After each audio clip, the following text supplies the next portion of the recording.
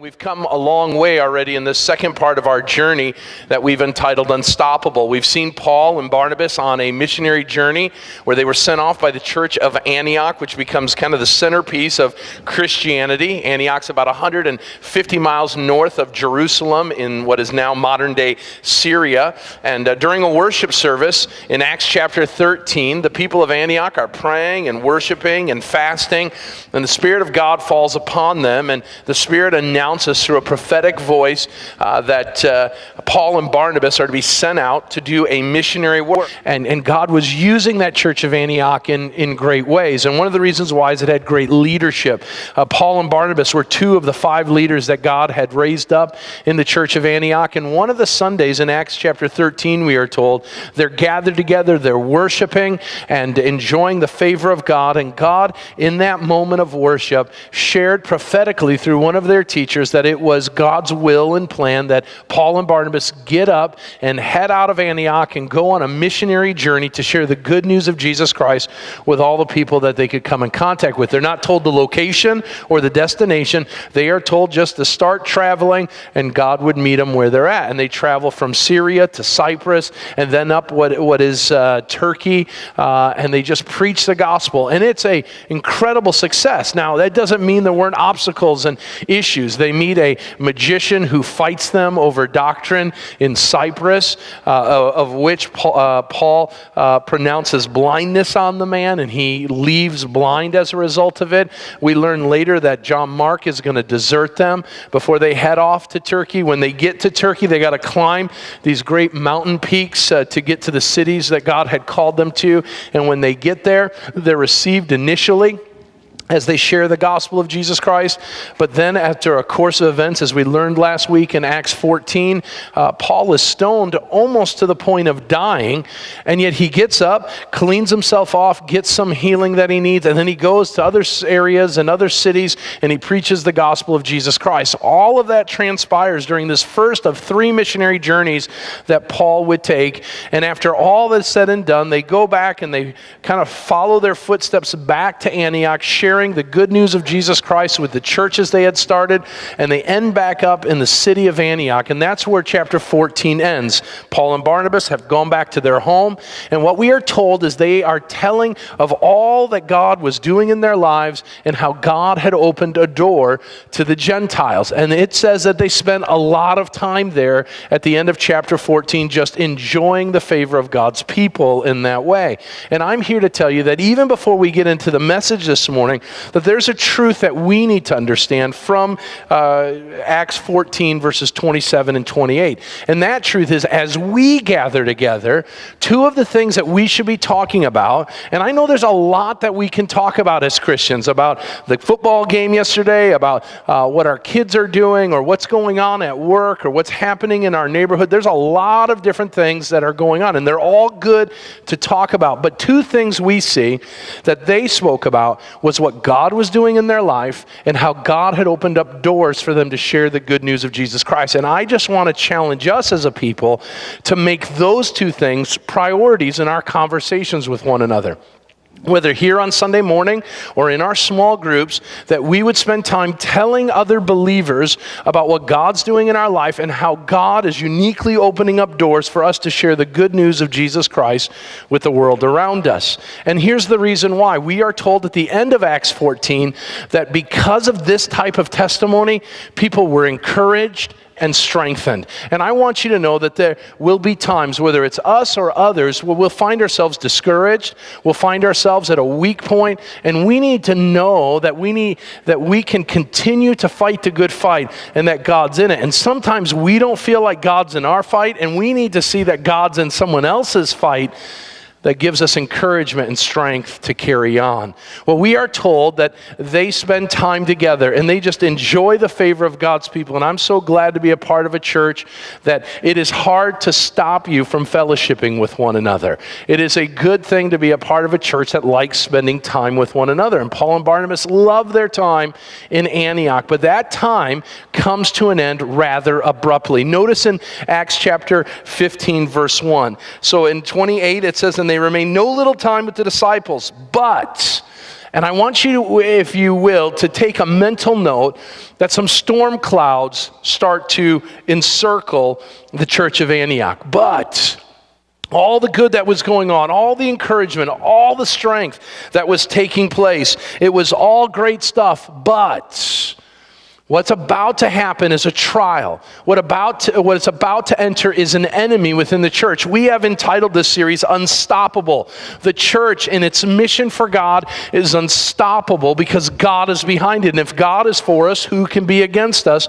And so we can have great confidence that as we step forward for Christ and his kingdom, nothing will get in our way. But I'm here to tell you that word "but" says something has brought the church to a screeching halt. Something is tripping the church up from its mission. Now, we could question, before we even get any farther, what Luke may be assuming the trouble is. Could it be persecution? The people of God have experienced great persecution at the hands of the Jewish establishment, at the hands of the Romans and Greeks along the way. Is it persecution? No. The church would endure persecution long before this and long after it, and they seemingly transcend the persecution. In fact, the persecution only makes them stronger. And there's something about outside persecution that causes us to rally together as a people. Could it have been money? Could money have gotten short? And maybe the issue that's going to come up in the storm clouds of chapter 15 are that the church is going to run out of money. Well, we're going to learn later on that at times the church struggled with issues of money, and the church at times needed to raise money to help one another in taking care of the daily necessities of life. But that's not the issue. And so what are these storm clouds that are arising? The problem, the enemy that was coming the church's way, is the same enemy that seeks to destroy our ability to be unstoppable for the kingdom of Christ. And it has to do with us, not the outside. You see, the enemy that was coming in chapter 15 was the issue of unity. The issue of unity, and more specifically, the issue of church unity. Next week, we'll talk about interpersonal unity or interpersonal conflict and relationships. But today, we talk about us as a church, as a body of believers. And what's about to transpire is that the church is going to become ununified. And the reason why is that there are going to be people who think one way about the gospel, and there will be a group of people who think another way. And what we're going to see is those two groups of people butt heads, as many times we do as people.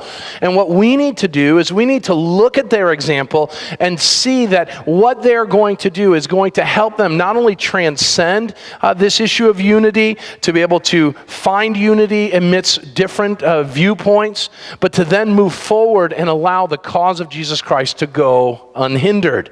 What we're going to see in Acts 15 is what I want to call a watershed moment. A watershed moment is a phrase that tells us this is a turning point. This is a critical point in the life of the church. I want you to know that the church would not be the place that it is today if Acts 15 hadn't gone as it had.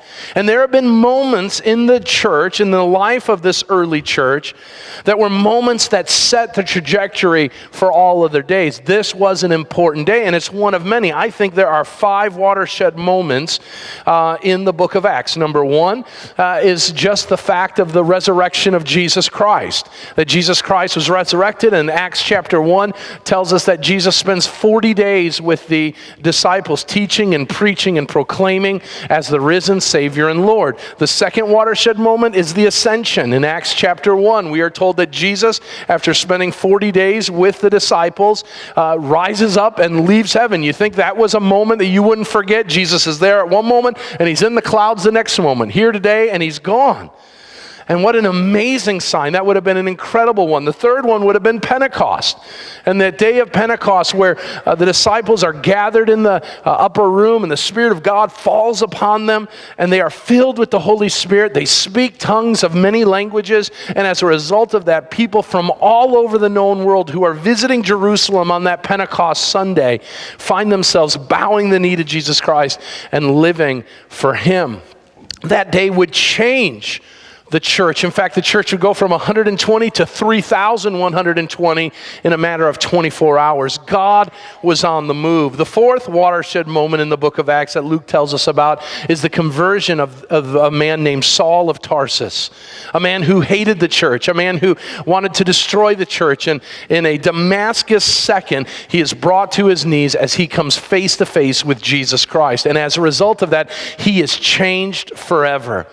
And as a result, he'd become an apostle, one of the members who will be a part of the council that we're going to talk about this morning. But the fifth watershed moment is what we're going to talk about today. The church is going to come to a place of crisis, a place of conflict, and the church is going to gather together. Its leaders are going to come together, and they're going to make a decision that would have ripple effects, not only in the days following it, but now for the last 2,000 years. And some of the things that they come to agreement on are the very reasons why we do ministry the way we do today. There have been a lot of watershed moments within the church. If you think about early church history, things like the Council of Nicaea, where the canon of Scripture is agreed upon and where the doctrine of Jesus Christ is confirmed, that's a watershed moment in the 4th century. As you move into the 5th century, other councils where church leaders gather together and codify, if you will, the doctrines of God and the doctrines of Jesus Christ as they push away and refute heresy, have been incredible watershed moments. As Protestants, we would say a watershed moment was in 1517 when Martin Luther confirms what we believe to be a reestablishment of a biblical gospel of Jesus Christ, that we are saved by grace through faith, and it's not of ourselves, it is a gift of God. And we could continue to go, and there have been moments in time that have changed and moved the church in a direction maybe it might not have gone without that moment in time. I, as a pastor, can tell you, in my years here at Village Bible Church, now going on almost 25 years as a part of the church, as a parishioner and now as a pastor, there have been watershed moments where this church has had to make a decision that would greatly impact it for years to come. And what we want to learn is, how did the early church do it well, and what can we learn from it? Now, I want you to know this morning that as we look at this text, there are a lot of questions. And I want to be really careful, because as I look at how other pastors have preached this, what they'll do is they'll reduce what is taken from Acts 15 and reduce it just to a principle or two of, can't we all just get along? And there's way more than that, than what we would simply do, because we don't want to deal with all of the heady stuff that's in the text. But I want to view this text and look at this text and apply this text by looking at it under 3 headings this morning, okay? And I want you to follow along, because at some points it may get a little confusing, and I understand that, but I want to look at this watershed moment under 3 headings. Number 1, I want to look at it theologically. Number 2, I want to look at it philosophically. And number 3, I want to look at it practically. All of them have huge implications to our life and ministry. But I'm going to go ahead and I'm going to read the opening verses of our text. I'll probably not get to all of them. It's a long passage, and we'll keep following up as we come along them. But here's the storm clouds that arise. But some men came down from Judea and were teaching the brothers, unless you are circumcised according to the custom of Moses, you cannot be saved. That's a problem. And we're going to talk about that in a moment. And after Paul and Barnabas had no small dissension and debate with them, that means they yelled at them a lot, they and some of the others were appointed to go up to Jerusalem to the apostles and the elders about this question. So they can't resolve it in Antioch. These men come and they say, okay, hey, we want you to know about the gospel, and the church of Antioch's listening, and they're sharing the gospel as outsiders in the city of Antioch. And everything sounds good until it comes to the point of decision. And these men say, all right, you want to be a follower of Jesus Christ? You're a Gentile. And so to become a follower of Jesus Christ, we've got a list of things you can do before you can meet Jesus. And Paul and Barnabas stand up like good church leaders should and say, time out, let's throw a flag on the play. What you're articulating is not the gospel at all. You are creating a hindrance, you're creating a burden to those who are trying to come to Christ. And as a result of that, Paul and Barnabas find themselves in one camp, these teachers find themselves in another camp, and they start arguing about it. And some right away will say, well, that's not very Christian. It's not good to argue. Well, there are times where we are told that we are to not only refute, but at times rebuke others for their teaching, especially if it's leading people astray. Well, that's exactly what's happening. To tell people that there's a list of things that they have to do before they can be followers of Jesus Christ that is outside of the Scripture is a problem. So we go on. So being sent, verse 3, on their way by the church, they pass through Phoenicia and Samaria, and while they're doing it, they're describing in detail the conversion of the Gentiles and brought great joy to all the brothers. And so what they say is, listen, we've been in a ministry that has gone to the Gentiles. And here's what we've seen. They've come to know Jesus. And they have the fruit of the Spirit that comes with every believer. They're filled with the Spirit of God. They've been baptized into the Spirit of God. And never have any of them been circumcised. That's not an issue.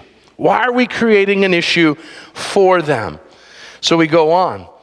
And so they get to Jerusalem, but some believers who belonged to the party of the Pharisees rose up and said, it is necessary to circumcise them and to order them to keep the law of Moses. So just picture this for a moment. You're a Gentile, which most of you are, and you come into what is primarily a Jewish faith, a Jewish sect.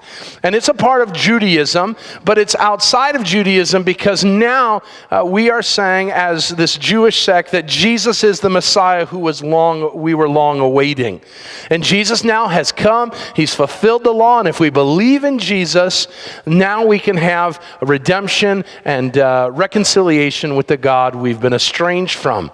So you're a part of this, and you hear this, that as a Gentile, this Jewish Savior has come to free people from their sins. Now, I want you to know that right away, Gentiles were welcomed into the family of God. Ever since Acts chapter 10 and the conversion of Cornelius, who is a Gentile, Peter has come to understand as a leader in the church that just as Jews were offered salvation, so Gentiles have been offered salvation. So everything's great.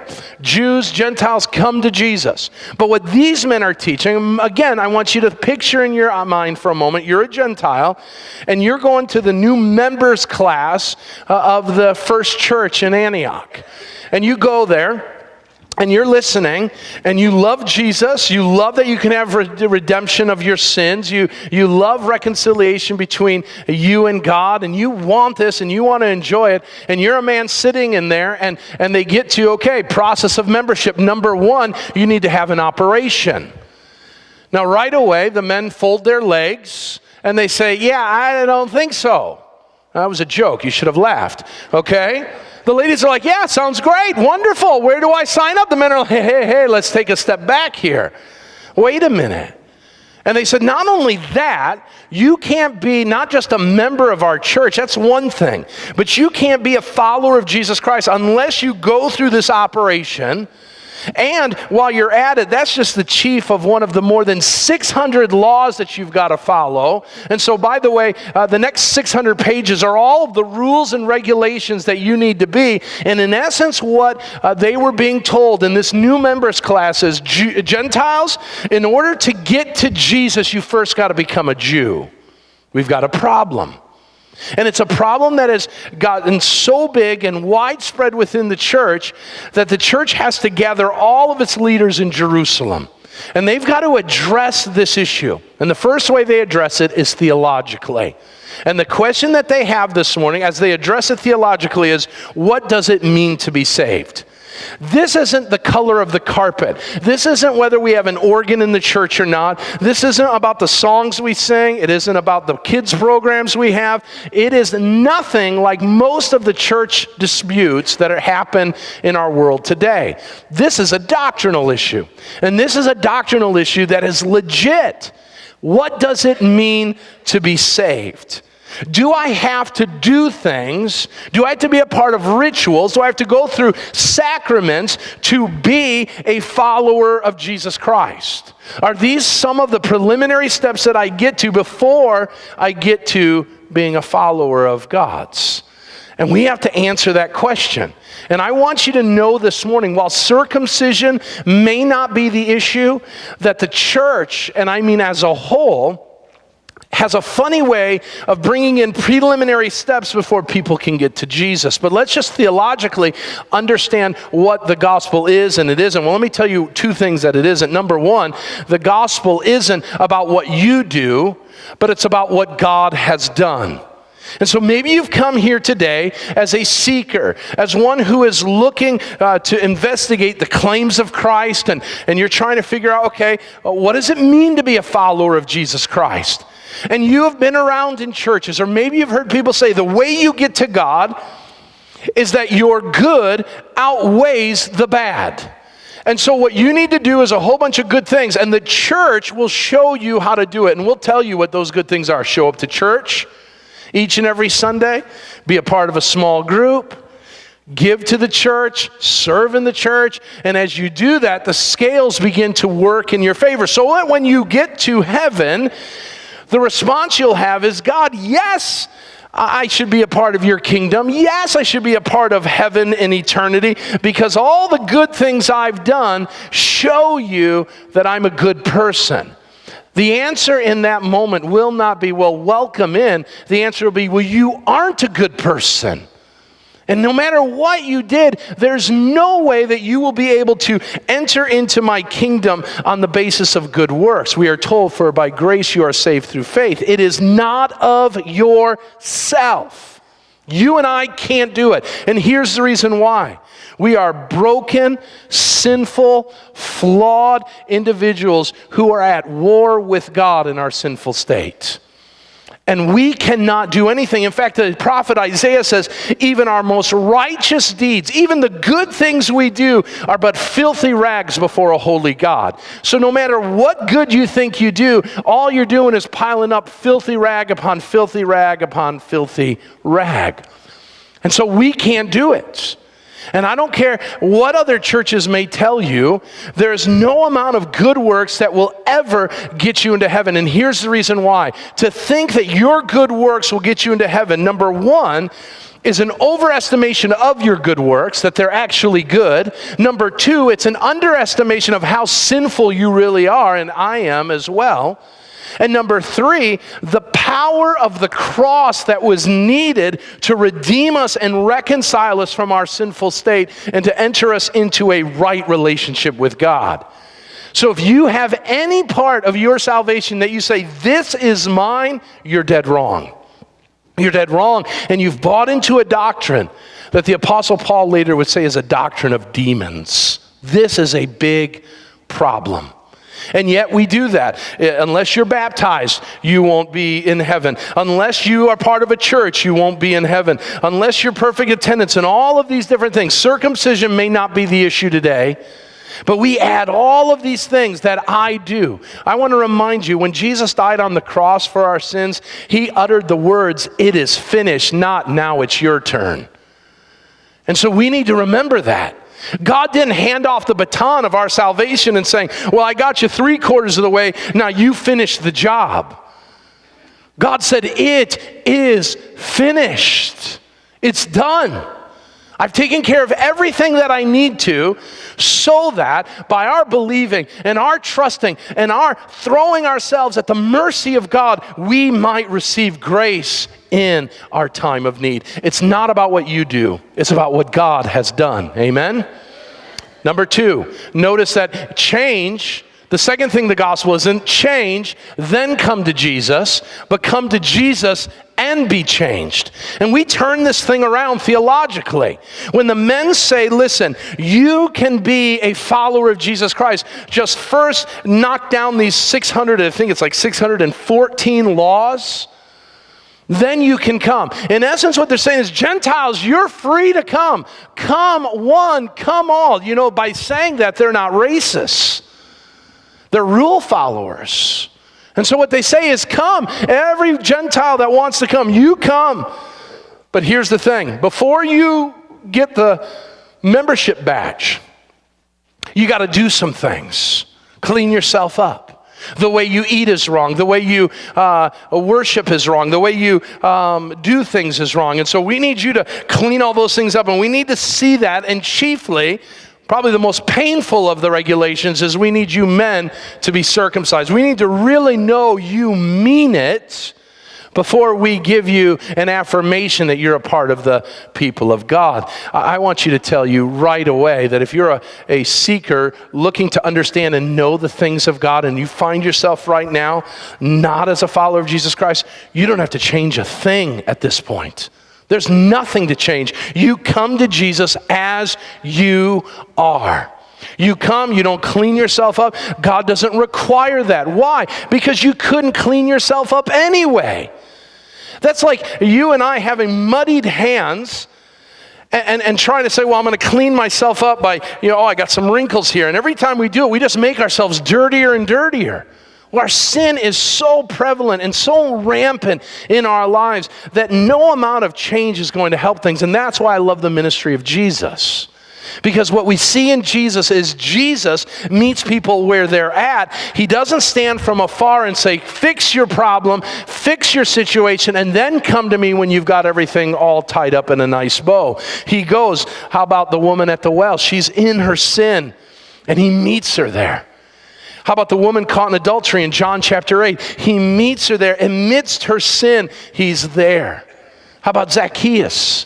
Zacchaeus is stealing from people, robbing people blind. And Jesus doesn't say, hey, fix your issues as an IRS agent, as a tax collector.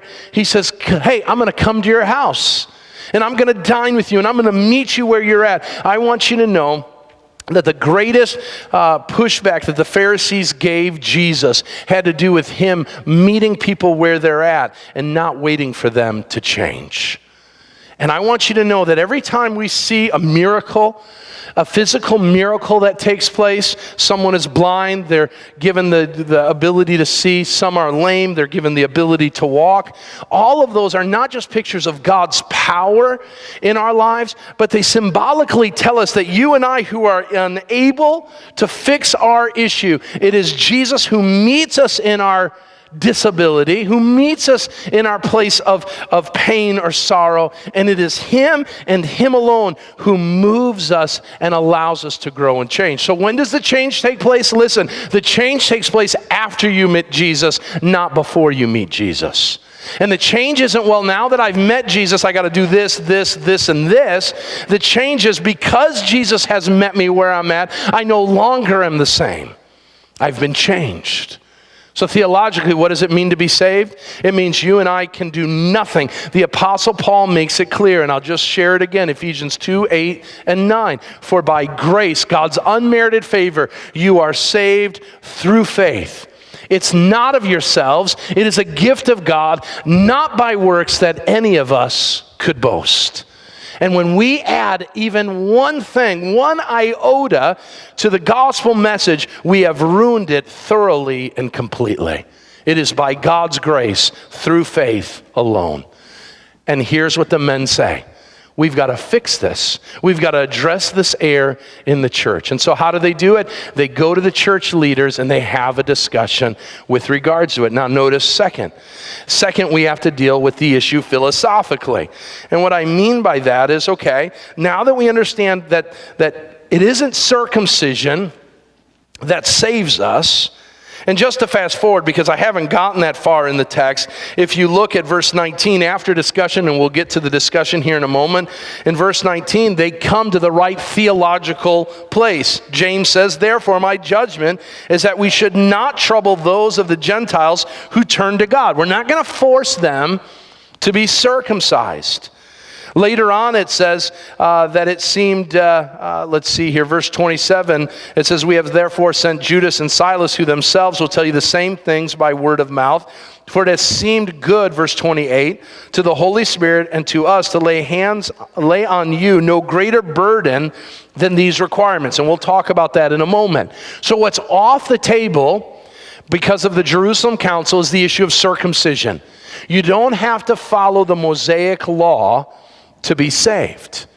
But we need to recognize that even though we get that right, I'm going to believe, listen, as good evangelicals, you're not going to say to anybody, you got to be circumcised to be saved. I haven't heard that one for a while, okay? But I also don't think, because of the Reformation and because of good Bible teaching that has gone on through the generations, that there are very few evangelicals who would add works to salvation. That we have got that down. We've got that right. That's a calling card of evangelicalism. We are saved by grace through faith. But I want you to know, just because we believe that theologically doesn't mean that our methodology or our philosophical understanding of it is lock, stock, and barrel with that theological thing. And so there are some things we need to be careful of. And I want you to notice there's some traps that are along the way we need to be careful with. Because what we can do is we can fall into these philosophical traps even though we may have a solid theological undergirding going on. First trap that we need to be careful with is be careful that you don't pacify insiders, church, instead of pursuing lost outsiders. Well, what's one of the reasons why they may have agreed that circumcision was a part of it? Well, the majority of them were Jewish people. And so one of the quick ways to get popular opinion and popular poll numbers as leaders within the church is just to say, listen, the majority says circumcision should be a part of it, then let's make that a requirement. And really, the Gentiles, they don't know any better, so it would be good for them to do that. But they don't. One of the things that we have to be careful with as we as a church live life together, and leaders have to be so careful because we can become so susceptible to this, is that we pacify those inside the church, the Christians inside the church, so much that we forget that our real job is to pursue outsiders. One of the things that as pastors we have to be careful with is that we too many times are doing housekeeping within the church that we never get outside of the church. One of the things that I love, there's a lot of things I don't love about it, but one thing that I love about being bivocational is I am forced to leave the building. I am forced to go out into the world. I am forced to work a job and to interact with non-believers, and it builds in me this passion that the world needs to be saved. If I found myself here, I could be very tempted to think that the world revolves around the church, and I'll tell you right now, the world doesn't revolve around this church. The world revolves around the gospel of Jesus Christ, that which the church is called to live out. But what can happen is when we lose sight of that mission, we can start beginning to say, well, we are the ones who matter. We are the ones who are your constituents. We are the ones who pay your paycheck. And so therefore, do what we need to. And what happens is the church ceases to be the hospital that it's called to be, and it becomes a country club of members. And so the members tell the leadership, this is what we want, we pay the dues for this, and we require these things, and so do what we say. And what happens is we forget why we truly exist. How do you know if you are one who's being pacified? Let me ask you this. Is church about you? Is it about you? Is when you finish up a service, are you disappointed with how the songs were sung, or the programs were done, or you're concerned about this decision or that decision of church leadership, and you take an affront to it, instead of saying, are these opportunities, are these areas that are drawing more people in? You see, we've got a lot of preferences. I've got preferences. I want to see the church do certain things. And yet, we've got to recognize our preferences have to be put to the doorstep. And what's more important is that we draw people to Christ.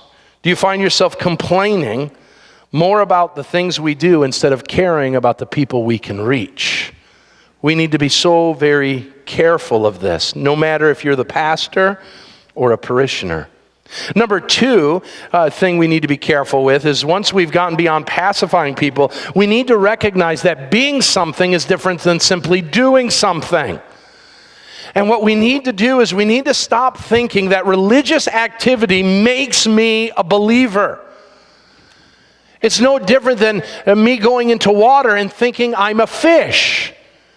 I'm not a fish. And no matter, even if I try to do the best mimicking of a fish, I will never be a fish. But that's what people do. They immerse themselves into church culture and church life and say, well, I'm doing this, I'm doing this, I'm doing this, therefore I'm a follower of Jesus Christ. No, you're doing things that a follower of Jesus Christ can. And I want you to know, before you think that you can get away with it, I want you to recognize that anybody can show up to church. Anybody can go to a small group. Anybody can give to a church. Anybody can serve in a church. All types of people with all types of motives do those things all the time. It doesn't make them a follower of Jesus Christ. And what we need to understand is what these guys were saying to the church was that you can do certain things, and if you do certain things, then you can say boldly, you're a follower of Jesus Christ. And that just isn't the case. Being something is different than doing something. To be a follower of Jesus Christ is to mean you have been awestruck by the grace of God and now are doing everything in your power to pivot your life and position your life to give God the most glory, the most glory and accolades for what you're doing. It's about Him, it's not about you. But so many of us, when we talk about our Christian life, we're not talking about a deep and profound relationship we have. We talk about activities. Well, how are you a follower of Jesus Christ? Well, I go to church, and I give to the church, and I serve in the church, and I'm a part of a Bible study. All of these things. You can do a lot of things without being, but you can't be something without it changing your life. Number 3, we need to see that we need to stop focusing on external conformity and instead focus on inward change. What did they want done? They wanted a surgery done that would take a piece of the flesh off of a man and say, well, that makes you a believer. And that's what proves you're a follower of Jesus Christ. Now, again, this is where first century times it kind of falls apart because circumcision isn't the issue of our day. But we have our own, if you will, circumcision type things that we say, if you do these things, then you're a follower of Jesus Christ. Or we might change that and say there are things that you shouldn't do, and we build this list. We build it, not God. We build it. We build a list of things that we say, well, listen, I'm a good follower of Jesus Christ, and I don't drink. I'm a good follower of Jesus Christ and I don't smoke. I'm a good follower of Jesus Christ and I don't have a TV. I'm a good follower of Jesus Christ and I don't hang out with those types of people. Ergo, therefore, anybody who's a good follower of Jesus Christ isn't going to do those things either. And the problem is you made that list, God didn't. And that's a problem. Because what you're saying is that a person can't be a good follower of Jesus Christ unless they do the things that you yourself have done. Now, I'm not saying that God hasn't told you not to do those things, and there may be reasons why you don't, but to take upon your list and to apply it to someone else is to put them in bondage, to put a yoke on them that God hasn't required. And we need to be careful of that.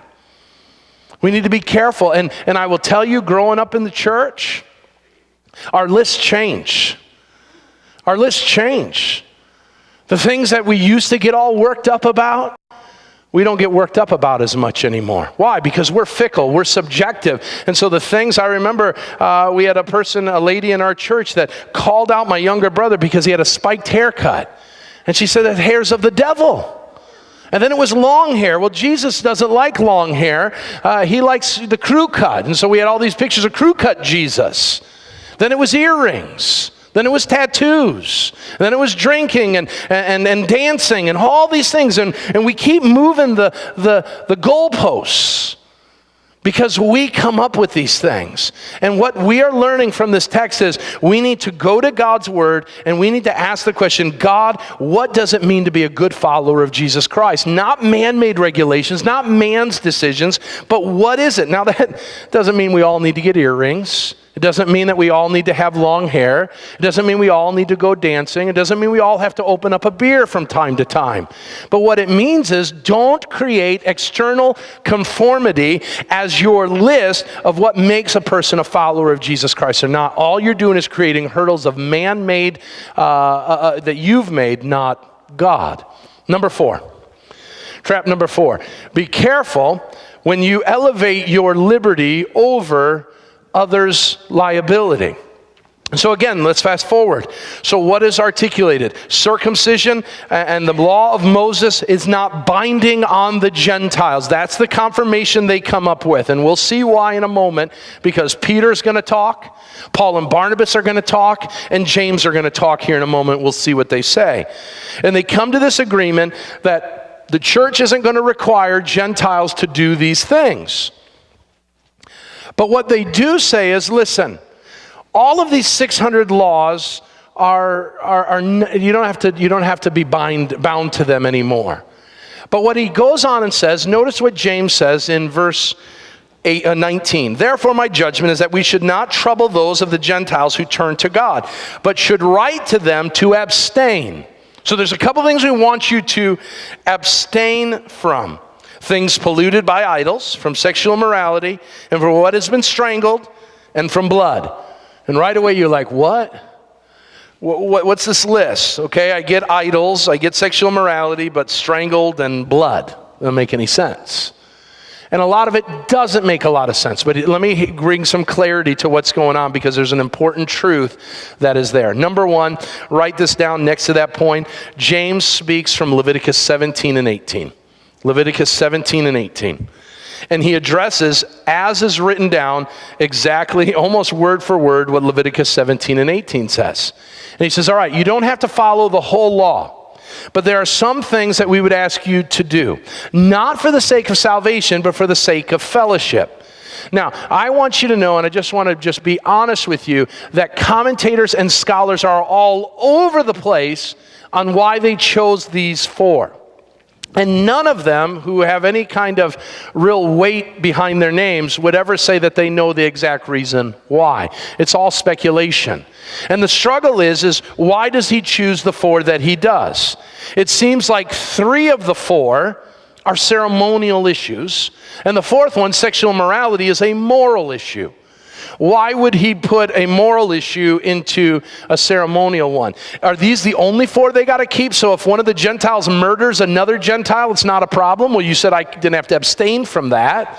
So we got a problem. Why these 4? Number one, we need to recognize whatever the issue is, the church agreed upon it, both Jew and Gentile alike. So they got it, and there was never from that point on any real argument about it. So whatever their decision was, the group that it most affected were okay with it, so we need to be okay with it. Does that make sense? They were dealing with an issue 2,000 years ago. There was agreement on how to move forward. We don't understand all of it, but we're going to agree that they agreed and they were okay, and we're okay with whatever decision came up. But what are some of these things? So let's talk about them. Number one, stay away from anything that had any involvement with idols. And this primarily is food sacrifice to idols. So a Jewish individual would bring a big sirloin roast to the temple, and it would, I'm not a Jewish guy, a Gentile would bring a sirloin roast to the temple. They would give it to another god, and it would be sacrificed. It would lay before him, and then after the sacrifice was over, that meat would be taken and sold at market. And you could buy food sacrificed from idols, and that day it was pretty cheap because it needed to be used. It was on a borrowed time, whereas kosher meat was meat that had no involvement whatsoever with any of this stuff, and that's what Jews would go and eat. But then it talks about strangled, and it talks about the issue of blood. And what they're talking about is dietary things. So if you were, and even today, if you were to go to a kosher butcher shop, they've got a step-by-step process on how you slaughter the animal, how you bloodlet the animal, because there's to be no blood in an animal. And we follow a lot of that as one who's involved in the food business. We follow a lot of those things today. Anytime we slaughter an animal, we slaughter it, we cut its jugular vein. I know this is great Sunday morning fodder. We cut the vein so the blood is then spilled out so that it's clean. Now, kosher product goes even farther than that. And what that means is that an animal is to be killed for the sake of eating. And so if a chariot ran over and a goat, and a Gentile person from West Virginia drove up and saw that, they couldn't throw it in their chariot and say, "We've got dinner, dear, start the fire." because that blood, that animal hadn't died in the proper way. You were to leave it. It was an unclean animal. So why do I need to share all of this with you? Because it seems as if there's this merging of the ceremonial and the moral. I want you to know that when you share the gospel with people, they will right away say, I don't buy your Bible. And here's why. You guys pick and choose what you believe and what you don't, right? And so you say, you know what, you can wear clothes that have different fabrics interwoven together. You can plant different crops next to each other, and that's not an issue. But then you'll tell two men they can't be married, and that doesn't make any sense. Both come from the book of Leviticus. What gives? And what we will say, and hopefully what you will say, is that there's a difference between ceremonial laws and moral laws. And the ceremonial laws were laws that were given to the nation of Israel for a period of time. And Jesus makes the ceremonial laws, he says they've been fulfilled. And in some ways the Pharisees are ticked because he breaks them. One of the greatest of the ceremonial laws is the Sabbath.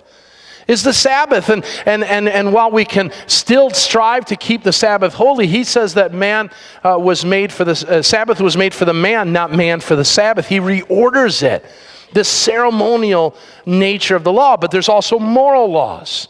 And so I can't say, well, the Bible said in the Old Testament, I can't kill, but I'm under grace, and so I can kill away.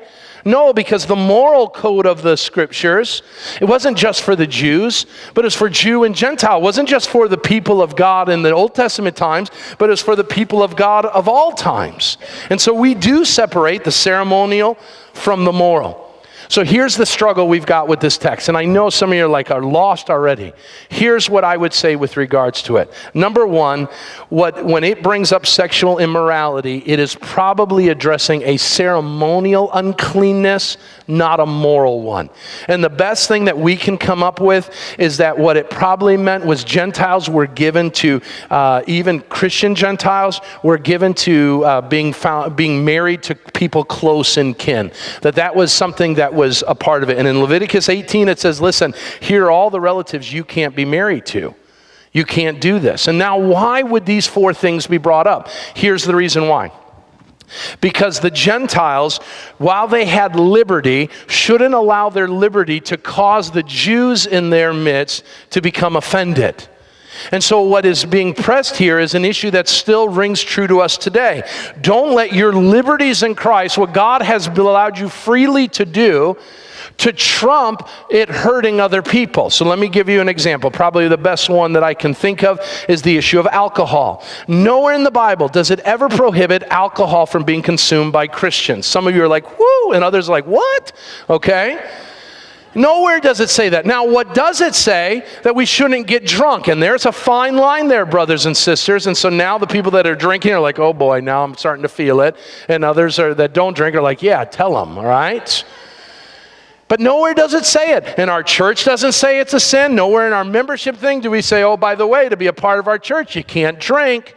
And so we want to be true to what the Bible says. It says you can drink, you have freedom to do so, but don't get drunk. But recognize in your freedom that not everybody's there. Okay? I think it is totally right and fine for me to grab a beer and drink it. I will tell you I don't. Not because the Bible doesn't tell me to, but as a pastor especially, I recognize that while that may bring great love from one group of people, it will bring great consternation to others. And one of the groups of people that I'm most concerned with are people who have left that lifestyle, who that lifestyle has associated with drunkenness all kinds of other sins, and now they've been freed from that. And what I come in and do is I open up my Pabst Blue Ribbon. I know that's pretty cheesy, right? And I hand it to them, and they're filled with all kinds of thoughts of where they've been, all kinds of temptations of where they've been. And I haven't edified my brother, I've hurt them. And so what we need to be careful with is we've been given freedoms, but our freedom should never trump causing liabilities to others. And we need to think through that, and we need to work through that, and we need to always take a step back and say, do I really need to do this? Do I really need to participate in this? Knowing that I may be throwing something in someone else's face that's an absolute affront to them. Are they right? No. Are you right? No. You're just different. And so do all you can, Jews and Gentiles, to live life together and to do it well. And the Gentiles say, okay, we can do that. And we will do that. And we won't try to shove each other's customs and things in one another's faces. And we won't presume upon them that one's saved and one's not. How do they get there? The final thing, and I need to get moving because we're running out of time, is practically. There's a great practical lesson. And the great practical lesson is, how do churches stay unified? And the answer is through church leadership. The job of the leadership of a church is to be unified. So listen, whenever you see, listen, this is so important. Whenever you see a church that is not unified, don't blame the congregation. Blame the leaders. And I say that knowing that there will be times when the church leadership will be held accountable for our disunity. And the reason why is the church leaders are given the responsibility to hold that unity together. And so the church leaders have got this problem, and they've got to resolve it. And I want you to notice, and this is very important, because one day we'll be in a place of disunity, and what's going to happen if we do it right, the leaders of the church will say, hey, we got to figure this issue out. We'll go and we'll meet and we'll come back. And there will be people within the congregation say, I want to be a part of that meeting. I want you to notice that the leaders met and the congregation waited for their response. And so the elders and the leaders, they gathered together in Jerusalem. And I want you to notice a couple things. And these things are true of not only church leaders, but they're true in our own personal issues. And I'll move quickly through them. Notice what they do. Number one, they gathered together when conflict arose. They got together. And the first thing they did is they expected it. They knew this stuff was going to come, and we need to expect crisis and conflict to come. As a part of a church that's full of sinners, led by sinners, conflict is going to be prevalent. We have visitors that come each and every week to our church. And each and every week, we need to make it clear to them, welcome to our church. We are a vibrant church. But listen, before you get any ideas, we are an imperfect church. We're a broken church. We're a church that has all kinds of dysfunctions, all kinds of struggles that we've got to keep in check. So if you came looking for the perfect church, you came to the wrong place. We're imperfect, and we know that with imperfection comes a lot of struggles. Number two, we have to deal with it. In some churches, they fight all the time about it. In other churches, it's the great big elephant in the room. And you will, and we'll talk about this next week, you will in your interpersonal issues always fall down what is called the slippery slope of peacemaking, either flight or fight. And all of us fall on one side or the other. Both are wrong. This group dealt with it, and they stopped what they were doing and said, we need to address the problem. And they sought to resolve it. They sought to resolve it. Write that down. It was a big problem. It led to division and arguments. Two camps thought they were right. What's a church to do? The leaders get together. And what is the prescription? Number one, write these down, very important. When crisis comes, when issues come, they give us a template for it, and we'll go through this and we'll leave. Number one, calm down. Calm down. So we go from the beginning of Acts 15, where there's great discussion and debate, and they're yelling and screaming at one another. Luke's just being nice about it. And they're arguing. But when we get to Jerusalem, I want you to notice that at every point there's a person talking, the rest are listening. And that nobody is interfering with one another in their talking. Nobody's talking over one another. They're calm. In fact, in verse 12 it says that the assembly fell silent. They calmed down. In our situations where we disagree with people, slow down, whether it's in your marriage or in the church, slow down and calm down. You're not going to resolve anything in a place of anger. The anger of man does not bring forth the righteousness of God. Calm down. Number two, communicate. We see in verses, let's see here, verse 7, all the way through verse 21, three men talk. Peter stands up. Brothers, you know that in early days God made a choice among you that by my mouth the Gentiles should hear the word of the gospel and believe. Then we are told later that Paul and Barnabas speak up. Verse 12, and all the assembly fell silent. They listened. What a novel thing. They listened to Barnabas and Paul as they related what signs and wonders God had done through them among the Gentiles. And only after they spoke, they finished, James said, brothers, listen to me. Simeon has related how God first visited the Gentiles to take them from a people for his name. And with these words of the prophets, agree just as it is written. And then he quotes a passage of scripture. They communicate. Now, I want you to know how they communicate. They communicate their experience, their perspective, and they do so humbly enough to say, we'll have to see what God says of this. So we've experienced this. This is what we've seen, they say. Now we're going to place it before you and believe that as we've articulated truthfully what has transpired, God in his infinite wisdom and love will allow us to find unity with regards to it. I want you to notice they're not politicking to get their way. They're clearly and humbly communicating what's transpiring. Notice the third thing. So you calm down, you communicate. Number 3, when crisis or conflict arises, compromise is necessary. Compromise. If you've been married for any amount of time, you know compromise is the name of the game. You're not going to get your way. And these men, they compromise. Circumcision and the law of Moses is off the thing. You don't have to do that, Gentiles. But there are a couple things that we would ask of you. And the Gentiles say, okay, we can do those 4 things. That's good enough. We agree. There's compromise. Compromise then leads to consensus. Consensus, what's the consensus? The consensus is we need to tell the church this. And so they write a letter. Notice verse 22 on. They write a letter and they pretty much say exactly what we've just read. They tell the rest of the church this is what you need to do. There's a consensus. With one voice, they speak. So that there's no question, there is a decision. When conflict happens, at some point you need to stop and say, okay, where are we? Are we at the same place? And once we are, maybe you need to write that down so everybody is clear on what's moving forward. So then they communicate, and these guys are sent off. Notice in verse 23 to Antioch, Syria, Cilicia, and they share all of what's going on. They've shared it with everybody, and different guys have gone. We see Paul and Barnabas go. We see Silas goes.